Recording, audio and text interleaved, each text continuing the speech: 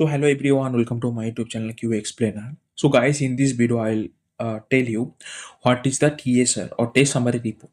So in this video I'll explain you about TSR concept and how the TSR is very important thing. As in tester, you should be aware about this document and why this document is very useful uh, for that our testing journey and our testing life cycle. So let's start this video, guys. So the TSR is one kind of a comprehensive document where that our all test result and our testing test execution, test case summaries and defect result, everything were included. Everything were consolidated together and kind of making a summary. And we can share this summary to that management level or like our client level.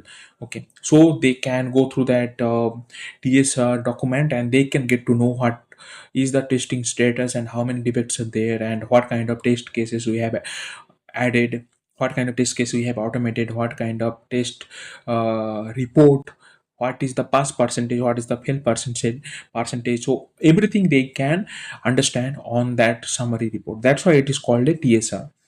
So in the final word, I can tell like TSR is nothing but a test summary report where that everything was included on a summarized way. Now let me tell you the benefit of this document. Actually, this document has different kind of testing roadmap, testing activities. Also, this document is very important for transparency, like what work we have done, what work we need to do, and what work we are doing right now. Everything was included on that TSR, and also it is a kind of critical document that we are sharing with client or we are sharing with that management. So a well-crafted TSR actually has lots of details, lots of important details. If you found the TSR on any organization or any project, you can understand the project status and you can get to know what will be the burn up and burn down chart, what is our release status right now, and what thing we have to communicate with that our stakeholder. Everything we can get to know through this TSR. Okay. Now this burn up and burn down chart, I'll make a separate video regarding this.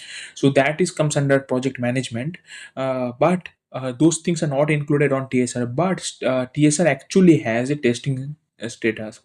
So that parameter is very important for this burn up and burn down chart. Okay. Now let me tell you who prepares the TSR and when we need to prepare the TSR. So first thing is a responsibility. So always the test lead or test leader or test manager or test architect should be create the TSR. Suppose a project is led by some like 3 to 4 testers, and within that 3 to 4 tester, one was test lead. So on that case, test lead is a responsible to create the TSR, and when we need to create the TSR on that time, when that we have time or when we have a release time and we have some critical project milestone need to be achieved, on that time we need to create this TSR. So and another time, like when that our testing cycle is about to complete on our respective sprint, on that time also we have to create this TSR. And sometimes the timing is ensured by the stakeholder, because sometimes the stakeholders they want correct information for decision making and for further improvement or further enhancement. On that time they also we need to create the TSR.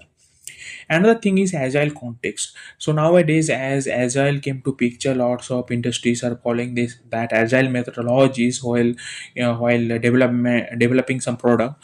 So as per agile environment, TSRA we need to create more frequently. So on that time, we already had one kind of TSR document overview, we just need to clone it and we need to update that information, and we need to provide it quickly with that management or with the stakeholder. So through that way we can maintain the quality, and also we can add that some development cycle. So TSR also have functional data, TSR also have means functional testing data, also have progression testing status, regression testing status, defect status, as well as if we have performance testing. So performance testing data also is included inside the TSR. Now, why the TSR is important? Why it is needed? The test summary report. Although we are creating that defect report, we are creating that test case report, test case execution report. So why TSR is separated among those documents? Why TSR is important? First thing is it is a consolidated snapshot. Everything will be comes under in a one single file or one single document.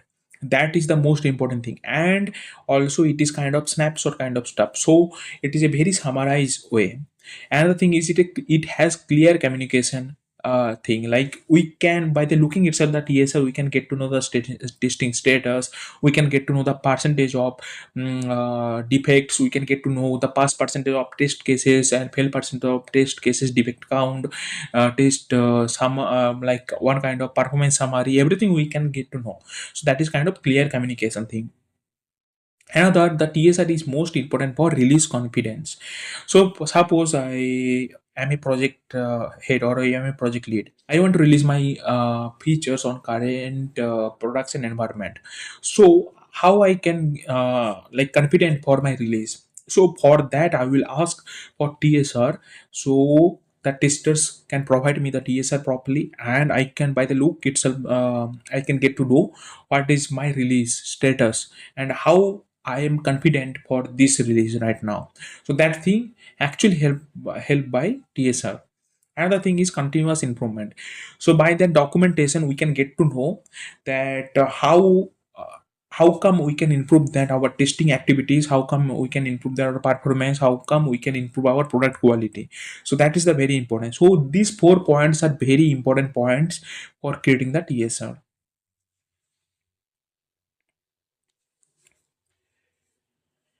Now, some key sections of TSR. So, although that different companies have their own different document structure, but the overall structure is followed. First is instruction. So here we are adding some high level scope for this release particularly. Second is testing scope. So here we are adding the testing scope or our testing activity for this release. Test execution, here we need to add that our defect percentage, test case percentage result, so those things we are adding here. Another is defect summary, here we are adding that all the defects we are getting from this release, those things we are including here. And another is test coverage. This is the most important part. Here we can get to know like how much coverage for our like product, how much test coverage for our product is included on this section. And this risk assessment, if anything goes wrong, what thing we need to do. So those things we are adding here. So what is our mitigation plan, what is our mitigation status right now, everything we are adding inside this risk assessment section. And last is conclusion and recommendation. So sometimes like everything the quality kind of assessment we are adding here. And some people they are adding the performance data as well inside the TSR. Let me give you a example of TSR. Suppose we have a one online flight booking platform. So inside that, suppose inside the TSR, we can add that in scope and out scope option. So what is the in scope here? In scope option is flight search, filter functionality. Those things are comes under in scope. Booking and seat allocation, payment gateway, ticket printing, and email. Those things are comes under in scope. But out of scope is mobile application. We don't need that mobile application right now, that is not a critical feature, so that is out scope.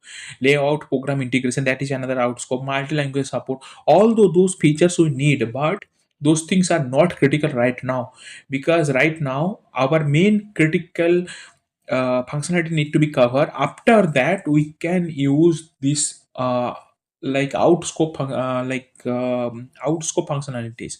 So inside the TSR we can mention that everything, and how many test case has been executed, those things we have added. What is the pass rate of our TSR, like here, suppose in this example I added the 93% pass rate. What kind of critical bug has been fixed? So suppose 5 critical bug has fixed, so those things we are adding here. What is the minor bug is there or it is pending, so that also we can include inside the TSR. Now, what is the best practice for writing TSR? First thing is we need to have clear and concise language so everybody can understand. It should not be a technical jargon. So like people, only people from technical field can able to understand, and other people like from non-tech background or from business background, they will be not understand anything. It should be a proper language and very easy and simple language. And it should be very professional. Another thing is visual aids. We need to add some graph, we need to add some pie chart, so we need to add some dashboard snapshot, so it should looks like amazing. It should be like a kind of looking itself is very good, and we can, by the looking itself we can get to know that information very quickly. Instead of using that parameter, we can use that bar and graph. We can add the chart, everything we can add, so it will be very good only. And this traceability, we can able to trace it, like what kind of defects is laying for what kind of pictures, and how many times that has been dragged, or how many times it fixed and it being repeated, everything we are adding through here. And that is lesson learned, what kind of things we have learned from our previous release, and what thing we have implemented, those things also we can add it inside the TSR. That comes under best practices. And this organization, every organization have their own headers, footers thing, bullet point, their own like a kind of criteria, so those things we need to practice here. And that is executive summary, like every time that one single page summary is sometimes is not proper, so by the TSR, sometimes the TSR should be a long or 2 or 3 pages will be there. So those things are comes under best practice of writing the TSR. Now the thing is that here inside the TSR, sometimes pupils are adding the security testing evidence as well. They are adding that compliance standard also. So those things, although those things are not like mandatory things, but those things are comes if we are adding those activities inside our TSR, it will be good actually. It comes under a very good practice to add this concept as well. Now what kind of tools we can use for TSR creation? So we have different kind of tools like test rail, q test, and so those tools we can use. Some cloud testing services also we can use, like browser sack, those things we can use for real time TSR generation. Sometimes we can use the real time dashboard, we can use Excel, we can use Word document. So the TSR, getting the TSR is a is not a difficult thing, but first time creating the TSR is kind of difficult. We need to like organize everything in a one properly manner. After getting the TSR, we can clone it and we can update that our data on upcoming releases or continuously on that project. So every project actually have their own TSR. Nowadays that automated TSR tools are available. But those tools are not not fully automated thing. We need to manually create the TSR, manually update the TSR. So let me conclude this video, guys. So TSR, first thing is through the TSR we can check that we can actually convert that complex testing data in a very simply and intelligent way. So everybody from non-technical background can understand that what is going on inside the project, or what is our testing status. And that is, it actually helps to reduce the communication gap between the technical people and non-technical people, like stakeholder and testers. Another thing, it improves the quality and transparency of the system, and it is actually a path of excellence, because that test summary report is not is it is not just a document, it is actually a proper like a document that inform you like what will be our product quality in future. So I hope that this video is helpful for you. If this video is helpful, please do subscribe, help me to grow on YouTube, and stay tuned with my channel. So I'll upload that more testing related videos on this channel. Thank you guys. Thanks for watching this video.